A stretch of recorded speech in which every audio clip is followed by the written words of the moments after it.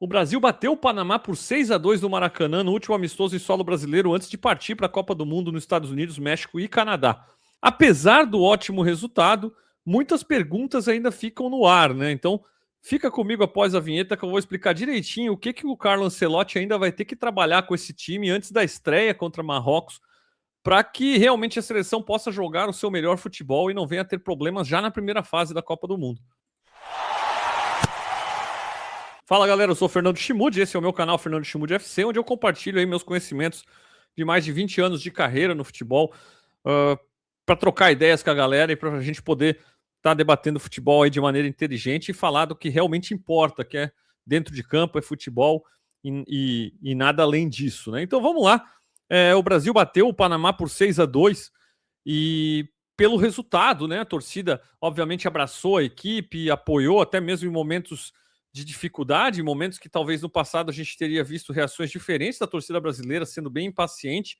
Não aconteceu isso, a torcida teve calma, apoiou e o Brasil conseguiu o resultado, vencer por 6-2, sair nesse último amistoso em solo brasileiro com uma grande vitória, como planejado, né? Quando você planeja um amistoso contra o Panamá antes da Copa, e principalmente como último jogo antes de deixar o país para ir para a Copa do Mundo, é sim aquele adversário que é escolhido a dedo para que a sua equipe vá, jogue muito bem, consiga se impor, consiga fazer gols e consiga sair com uma vibe muito elevada, com uma moral, com uma confiança lá em cima para enfrentar desafios mais complicados.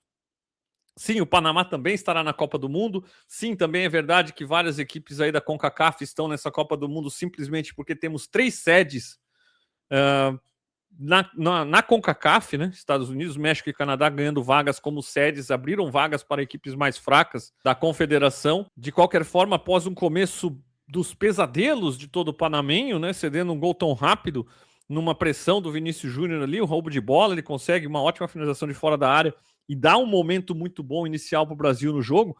O Panamá não se perde, o Panamá não deixa com que o Brasil jogue ele contra as cordas logo de cara, e começa a conseguir sair da pressão brasileira, começa a conseguir ter posse de bola, começa a conseguir criar situações desconfortáveis para a seleção brasileira jogando no Maracanã, algo que não era tão esperado, pelo menos da minha parte, para esse jogo. Eu esperava o Brasil realmente dominando a posse de bola, o Panamá tentando sair num contra-ataque em velocidade, mas nada muito além disso. Não, o Panamá conseguiu ficar com a posse de bola. O Brasil, apesar de tentar fazer em alguns momentos uma pressão, uma marcação alta, rapidamente a equipe se contentava em se posicionar daquela forma que eu até já falei aqui no outro vídeo, onde eu fiz uma análise tática da seleção. Se você não viu, tá aqui na descrição o link. Então o Brasil se posicionando ali com as suas 2 linhas de 4, atrás da linha da bola, e tentando meio que, ok, você pode ter a posse de bola, você não vai criar muita coisa contra a gente, mas apesar dessa postura da seleção, ainda assim o Panamá conseguiu chegar, criar algumas situações, forçar o Alisson a trabalhar um pouco, e eu começo a análise já falando do goleiro da seleção, que foi vaiado no Maracanã, mas de maneira injusta, né? Eu acho que a vaia do torcedor no Maracanã para o Alisson, ela vem por diversos motivos, e aí eu entendo que o Alisson, apesar de muito sucesso no Liverpool, no futebol mundial, em Copas do Mundo, ele ainda não é um goleiro que fez aquele algo a mais pela seleção, apesar de também não ter sido um cara responsável direto pelas eliminações. Aí tem aquela coisa do torcedor vascaíno achar que o Léo Jardim, de repente, tinha um merecimento de estar lá, o torcedor do Fluminense certamente sabe que o Fábio, de repente, tinha um merecimento de estar lá, o torcedor do Botafogo está acostumado a vaiar todo goleiro que ele vê em campo esse ano, então tudo isso colaborou, né, para que o Alisson sofresse ali com as vaias, mas a falta, realmente o desvio ali matou ele, e eu acho que foi uma partida positiva para o Alisson, vai ser é a escolha de confiança, principalmente do Tafarel, né, e o Ancelotti seguindo isso aí, é o goleiro de confiança, o camisa 1, vim muito tempo sem jogar, então foi uma partida importante, ele trabalhar um pouco, ele ter algumas ações, para que ele possa recuperar ritmo de jogo, então foi positivo para o Alisson esse jogo. E aí, na sequência, a linha de defesa do Brasil, com Wesley, Bremer, Léo Pereira e Alexandro, não protegeu tão bem assim, sem a bola, né? Ela não foi uma linha de defesa impenetrável ali, o Panamá conseguiu criar alguma coisa, e quando o Brasil tinha a bola, no primeiro tempo, o Brasil teve muita dificuldade para criar, e passa muito pela linha de defesa também. Hoje em dia, você joga com o seu time todo no campo de ataque, principalmente contra um adversário mais fraco, você espera que a criação de jogadas, muitas vezes ela não vai vindo do seu camisa 10, como no passado, né? Hoje o criador de jogadas são os volantes, muitas vezes os próprios zagueiros, os laterais com um bom passe, achando aquele passe que quebra as linhas, aquela situação que cria dificuldades para o adversário. A nossa linha de defesa não mostrou isso nesse jogo, não criou nada fora do ordinário, né? E aí o Wesley é um lateral de mais velocidade, mais de volúpia, de passagem, e ele não foi muito aproveitado. O Brasil, a todo momento, procurando muito ataque pelo lado esquerdo, procurando muito o Vini Júnior, que teve uma boa partida, eu vou chegar lá, mas não aproveitou a capacidade que o Wesley tem de ultrapassagem pelo lado direito e essa combinação com o Luiz Henrique, que pode ser muito positiva. Se esse esquema que o Ancelotti usou no primeiro tempo vai dar certo, o Brasil vai precisar de mais variação, vai precisar atacar mais pelo lado direito também e não forçar tanto o lado esquerdo no Vini Júnior, aonde ele não conta com a ultrapassagem do Alexandre. O Alexandre não fez uma ultrapassagem, não faz esse tipo de apoio. O lateral esquerdo do Flamengo claramente está ali fazendo o piso, o simples, o básico do básico ali, como um lateral dando um suporte mínimo no ataque, guardando na defesa, mas é uma peça que, aquela que se a gente não for falar dela, é porque de repente também não complicou e já tá bom demais. Infelizmente esse é o nível que a gente tá hoje na nossa lateral esquerda. Já na lateral direita o Wesley pode ser uma peça bem interessante no ataque. Teve até uma jogada interessante que ele faz ultrapassagem, ele faz uma combinação com o Luiz Henrique. O Luiz Henrique tenta botar ele em situação de gol, ele tenta cavar um pênalti ali. Enfim, é uma coisa que o Brasil precisa aproveitar mais se esse esquema vai ser o esquema que o Brasil vai começar a Copa. E a primeiro momento o Ancelotti parece muito confortável com esse esquema, convocou inclusive a seleção muito pensando nesse esquema e não com 3 jogadores no meio, afinal de contas convocou apenas 5 jogadores de meio, então se essa fosse a formação que ele visse como principal, certamente ele convocaria pelo menos uma peça a mais de meio campo para ter peça de reposição, ter um titular e um reserva para cada um dos 3 postos, mas esse esquema com 3 jogadores de meio, ele vem ganhando força, principalmente pelo que o Brasil fez no segundo tempo, mas não é a opção principal do Ancelotti hoje. Além da linha de defesa, com o Bremer e o Léo Pereira também não fizeram o básico ali em questão de criação de jogadas em passes. O nosso meio-campo, Casemiro e Bruno Guimarães, bem limitado, eu achei nesse jogo principalmente, e isso preocupa, porque na Copa do Mundo contra adversários mais fortes, você ganha e perde jogos no meio do campo muitas vezes. É ali que se determina você dominar o jogo ou você ser dominado. E Casemiro fez o gol de cabeça e muitas vezes aqui no Brasil a gente analisa, fez o gol, pronto, né? A nota foi lá em cima agora e tá tudo certo. Mas a realidade é que o Casemiro não fez uma boa partida. O Casemiro mal com a bola nos pés, não criou nada interessante, mesmo fazendo o básico, passes curtos, ele não vinha jogando bem. Não é um jogador de criação. Nesse esquema, ele é um jogador que acaba saindo mais do que onde ele está confortável. E beleza, ele chegou na área com presença física, fez o gol de cabeça. Mas no quesito criação, ele não somou nada, né? E defensivamente, não estava sempre posicionado pegando a jogada de frente, estava tendo que correr para trás quando o Brasil perdia a bola. Então, a partida, no meu modo de ver, bem abaixo do Casemiro, um pouco preocupante. E o Bruno Guimarães ao lado dele, tentando ser esse criador, tentando ser esse jogador que organiza o meio de campo e que faz o jogo fluir, mas não conseguindo ser, né? Em alguns momentos segurando demais a bola, em alguns momentos forçando alguns passes desnecessários, e em muitos momentos parecendo isolado, parecendo sozinho. Afinal de contas, o Casemiro não oferece uma qualidade ao seu lado para essa criação de jogadas.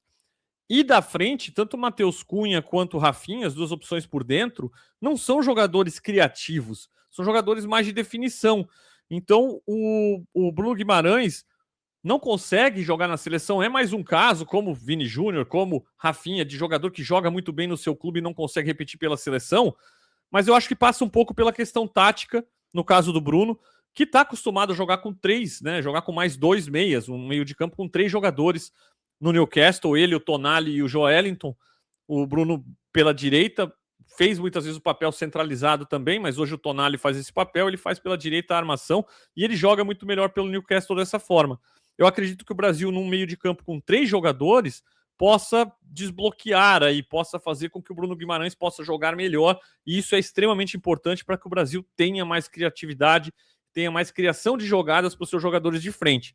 E aí a linha de frente com o Luiz Henrique, que tem que fazer a função de vir na recomposição, então se desgasta um pouco nesse sentido, defensivamente.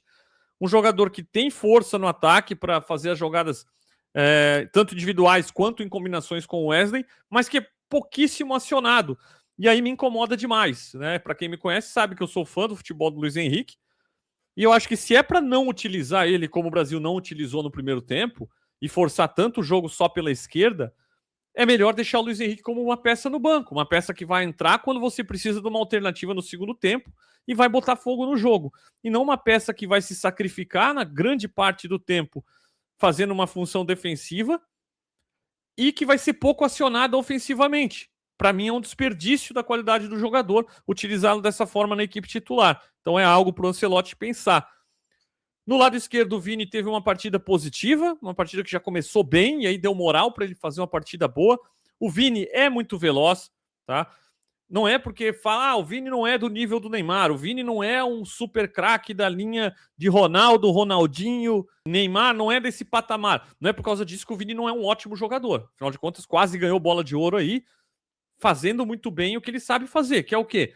Aproveitar da sua velocidade, ser uma ameaça toda a vida no 1 contra 1, porque ele pode levar para o lado esquerdo e cruzar, ele pode levar para dentro e chutar, e criando jogadas no volume ali pelo lado esquerdo. Então, o Vini fez disso no jogo. Me irrita quando o Vini quer forçar aquele 3-dedo ou aquele tapa que ele quer dar para dentro com o lado de fora do pé.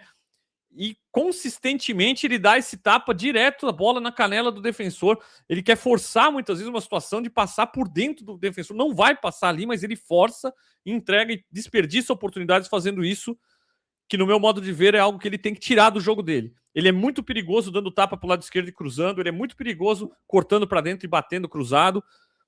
Usa mais disso, simplifica, tá? Faz o que está dando certo, mantém. Esse tapa de 3 dedos não está dando certo, raramente dá certo.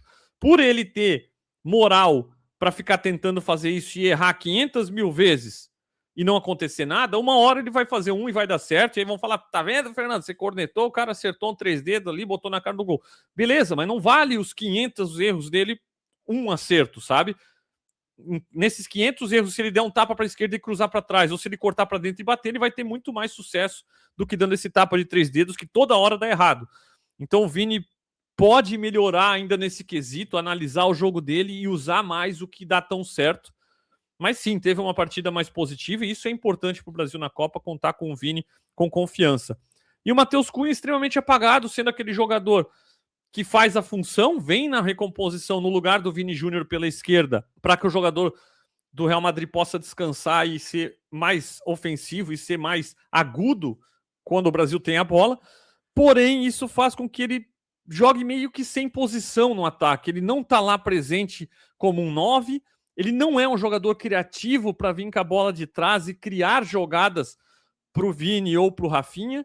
Então acaba que sendo um jogador também desperdiçado, como eu falei do Luiz Henrique, numa função defensiva. E aí, beleza, méritos para ele por não ter tempo ruim para correr pelos outros, mas até que ponto vale? Né? E até que ponto é positivo para ter ele em campo com a bola, tendo que fazer essa função, não podendo ser sua melhor versão com a bola. Então, o questionamento do Luiz Henrique, o questionamento do Matheus Cunha e o principal questionamento, que é o do Rafinha, que ao lado do Vini Júnior tá ali para ser a grande estrela da seleção, pelo que faz no Barcelona, mas a coisa não tem acontecido na seleção. Ele joga na sua, ele pode jogar tanto aberto lá na do Luiz Henrique, ele pode jogar um pouco mais por dentro, como vem jogando, mas a coisa não tá acontecendo. E, novamente, o Rafinha não é um jogador de criatividade, tá? Ele não é um jogador que vai sair de falso 9, que vai sair ali do ataque, vir buscar e combinar algo com o Bruno Guimarães e criar jogadas para os outros jogadores, não é muito a dele. Ele é um jogador que tem um pouco de velocidade, que tem um pouco de 1 contra 1 para ser direto. Ele é um jogador direto, um jogador de definição, um jogador de 1 contra 1, tirou para o lado esquerdo, bateu, tirou para o lado direito, bateu. E um jogador de muita eficiência, um jogador de muita capacidade de ter uma oportunidade, aproveita. Não é o que acontece na seleção. Ele teve uma oportunidade nesse jogo, cruzamento para trás, se eu não me engano, do próprio Vini Júnior, ele chapou de esquerda, a bola passou pertinho, e se ele faz esse gol, novamente, meio que absolve ele de tudo, porque, né, fez o gol, beleza, a atuação foi boa. Mas a realidade é que o Rafinha não está entregando o suficiente para justificar essa moral toda que ele tem na seleção. Ele precisa ser o cara que nessa única chance que ele teve, ele guarda. Porque é isso que faz dele o jogador que ele é no Barcelona. Ele não é um jogador genial, de extrema habilidade, do 1 contra 1, de um drible absurdo, de muita força. Ele tem velocidade, não tem, mas não tem aquela força de arrastar como o Luiz Henrique tem. Ele não tem a criatividade. Então, assim, ele é um jogador que precisa ser extremamente eficiente. É isso que faz dele o jogador que ele é no Barcelona. Ele é eficiente com as chances que tem, faz muitos gols, dá passes, acaba tendo números de gols e assistências altos pela eficiência, pelo que ele aproveita as oportunidades que tem. Na seleção não tem aproveitado e a seleção também não tem criado tantas oportunidades para ele. Então acaba aqui a atuação dele bem desanimadora, no meu modo de ver. E se continuar dessa forma, o Ancelotti vai ter que tomar uma decisão difícil com relação a Rafinha muito em breve, porque tem gente pedindo passagem. E aí vem o segundo tempo, onde o Brasil muda de esquema, muda toda a seleção, mantém o Léo Pereira na zaga, o que mostra claramente para mim que o Léo Pereira é a última opção da zaga do Brasil. O Bremer é poupado, mas o Léo Pereira joga o jogo inteiro, então ele é claramente o último zagueiro, a última opção, vamos dizer assim. E do time reserva, eu achei que o Ederson trabalhou bem também, né, quando foi exigido, então isso é importante, os goleiros do Brasil pegar essa confiança antes da Copa. A linha de defesa também se manteve normal. O Ibañez é um cara bem seguro ali, é um cara que até para fazer essa função de lateral, que não faz ultrapassagem, que apenas trabalha ali com um passe curto ou tenta criar alguma coisa em termos de passe e oferecendo um pouco mais de segurança defensiva, o Ibañez acaba sendo uma opção interessante pela lateral direita. Tá? O Douglas Santos melhor com o Alexandro, ainda que não melhora o suficiente para ser um absurdo o Alexandro ser titular, então realmente isso limita um pouco. Mas aí vem a mudança, o meio de campo jogou muito melhor do que o meio campo titular, né? Então não é à toa que o Brasil criou muito mais situações, jogou muito melhor no segundo tempo. Não é que só que o Panamá cansou, mas é que você tinha mais peças de meio campo, mais peças de criação, jogando contra uma equipe que estava se colocando lá atrás, o que faz com que você possa e tenha que criar mais jogadas. E tendo mais gente com essa mentalidade, o Fabinho plantou na frente da zaga ali, fez o simples, que é roubar e entregar a bola para os criadores. Nessa função, o Casemiro pode ter um bom papel, no meu modo de ver, mas não na função que ele vem tendo. E aí você tem Paquetá e Danilo Santos fazendo ali a criação no meio do campo. E aí, mais uma vez, não é nem questão do que o Danilo Santos está muito melhor que o Bruno Guimarães. O Paquetá também pode ser o Paquetá, que ainda é um pouco mais meia do que segundo volante, né? Principalmente se o Brasil jogar nesse esquema com 4 de frente, não dá para jogar com o Paquetá no meio, sendo apenas um de 2 volantes. Mas com 3 ele já se torna uma opção, e tanto o Paquetá quanto o Danilo Santos acabando melhorando a criação de jogo do Brasil, melhorando a troca de passes, melhorando a posse de bola, e fazendo com que, vindo de trás, sendo opções vindo de trás, né? Como foi o gol, inclusive, do Danilo Santos. Vindo de trás, o Paquetá lançando nas costas da defesa e saindo o gol do Danilo Santos ali. Então, o meio de campo com 3 jogadores fez com que o Brasil criasse mais jogadas. Você tem mais um homem ali no meio para ter mais gente e acabar que dificultando até para o adversário. Você começa a ter superioridade numérica no meio do campo. Você vai pegar adversários, às vezes, que vão ter 2 volantes e um meia. Se você tem esse tripé com um volante fixo e 2 segundos volantes, né, você acaba criando uma certa superioridade numérica ali contra os 2 volantes, você tendo opção de 3 jogadores. Então, para que o Brasil tenha sucesso mantendo o esquema inicial, vai ser extremamente necessário que Rafinha ou Matheus Cunha tenham um papel melhor na criação de jogadas, voltando e combinando ali com o Bruno Guimarães, para que possam municiar os outros 3 jogadores de frente. Se isso não acontecer, vai ser necessário o Ancelotti realmente mudar para um esquema de 3 jogadores no meio e apostar mais nisso para que o Brasil possa ter mais criatividade. Como eu falei no outro vídeo também, o Neymar é outro cara que pode jogar na função do Rafinha ou do Matheus Cunha, e ele sim pode vir buscar jogo e aí ajudar o Bruno Guimarães e ter a criatividade necessária para a criação de jogo. Mas o Neymar não é opção para estreia, então pensando na estreia, a gente tem essas opções que eu estou falando aí, e o Ancelotti vai ter que ver contra o Egito. Vai ser muito importante a resposta que ele vai ter da seleção contra o Egito, independente da formação que ele escolha para sair jogando, como que eles reagem jogando contra um adversário já teoricamente um pouco mais forte, já em solo americano. É algo para a gente ficar de olho. E o pessoal da frente, né, que deu o que falar. O Ryan entrando bem, fazendo seu primeiro gol. O menino tem muito futuro, é um menino que tem condição também de entrar e botar fogo no jogo, ainda que eu acredito que nesse momento o Luiz Henrique faz um papel melhor nesse sentido, como uma opção que entra e põe mais fogo no jogo, vamos dizer assim, do que o Ryan. Se você vai sacrificar o Henrique na equipe titular fazendo essa função pela direita e não sendo tão acionado, o Ryan vai acabar sendo essa peça que vai poder entrar para realmente botar fumaça no jogo ali no segundo tempo. O Endrick é um cara extremamente agudo, ativo no ataque, e tanto para a função do Rafinha quanto para do Matheus Cunha nesse momento com a bola, principalmente para do Rafinha, ele oferece mais do que o Rafinha está oferecendo nesse momento. O Endrick tem muita potência, ele tem muita força, ele cria para si e cria para os outros, e me arrisco a dizer que na seleção, principalmente, está no momento melhor que o do Rafinha. Então pode ser aqui uma decisão difícil para o Ancelotti no futuro. Não acredito que vai ser tão cedo, mas na Copa, se continuar assim, vai ser algo que ele vai ter que pensar. E outra questão é o próprio Igor Thiago, que entra muito bem. É um cara muito físico, mas apesar de ser um cara de área, não é aquele poste que não tem mobilidade, ele tem força, ele consegue correr, ele consegue criar para si também. É um jogador que joga como a última partida da sua vida, né? E é um cara que está acrescentando bastante. Então, sim, eu entendo completamente o torcedor vem e fala: não, pô, o Igor Thiago tem que jogar no lugar do Matheus Cunha. Com a bola, sem dúvida alguma, ele tem feito muito mais. O problema é que o Igor Thiago não vai dar esse pique e ir lá, posicionar lá na esquerda, nas duas linhas de 4, para o Vini Júnior poder respirar na frente. Então, numa situação em que você põe um Igor Thiago no lugar do Matheus Cunha como um 9 fixo, o que você vai precisar? Você vai precisar que o Vini Júnior seja um jogador que volte na linha defensiva ali de 4 jogadores e ajude na marcação, na recomposição, como o Luiz Henrique faz do lado esquerdo. É algo que o Vini Júnior já não faz há um bom tempo pelo Real Madrid. Chegou num patamar ali de estrelinha que não vai mais correr sem bola. Não sei se ele vai estar disposto, ou até se o Ancelotti vai estar disposto a pedir do Vini Júnior isso, algo que ele já fez no passado, na própria seleção.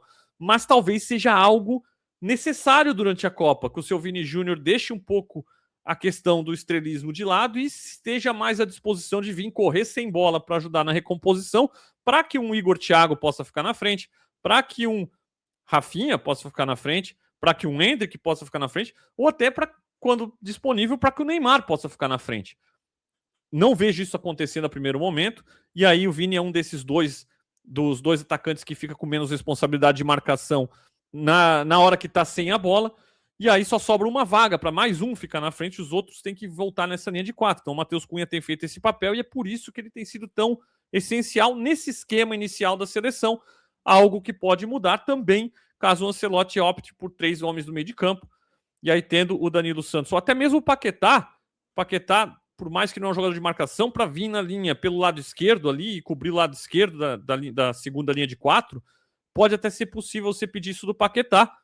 E aí, beleza, aí você pode deixar o Igor Thiago na frente, ele e o Vinícius Júnior, só que aí você abre mão do Rafinha. Ou você vai usar o Rafinha no lado direito e pedir também para ele fazer essa recomposição. Então são algumas questões aí que ficam claras que o Ancelotti vai ter que levantar, vai ter que testar, vai ter que treinar e vai ter que principalmente ver se Rafinha e Vini Júnior, os dois jogadores que chegam com maior status de jogador brasileiro no futebol europeu, de concorrentes à bola de ouro, de jogadores que, como no início do jogo, começaram, todo mundo marcando para eles, são os dois que ficam na frente, sem muita responsabilidade defensiva.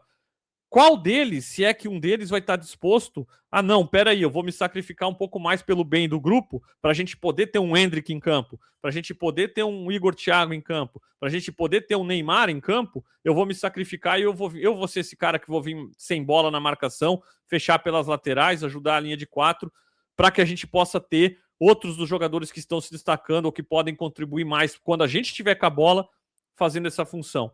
Contra uma França, contra uma Espanha, contra equipes que vão talvez ficar mais com a posse de bola do que o Brasil, afinal de contas, nesse jogo de ontem o Brasil ficou com pouca coisa mais da posse de bola, 55% apenas contra o Panamá, é um número baixo de posse de bola. Contra as seleções que vão prezar por isso, o Brasil muitas vezes vai dar essa oportunidade ao adversário.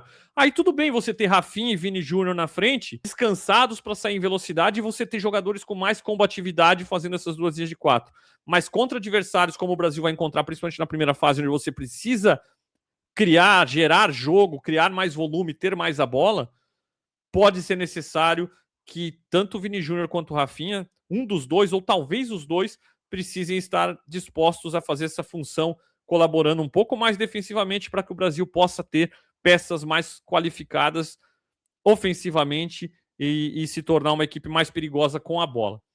E aí, o que mais você viu aí desse amistoso do Brasil e Panamá? O que te preocupou? O que te animou? Deixa aí nos comentários, deixa seu like, se inscreve no canal para que a gente possa continuar acompanhando a seleção aí rumo ao Hexa, torcendo bastante por ela.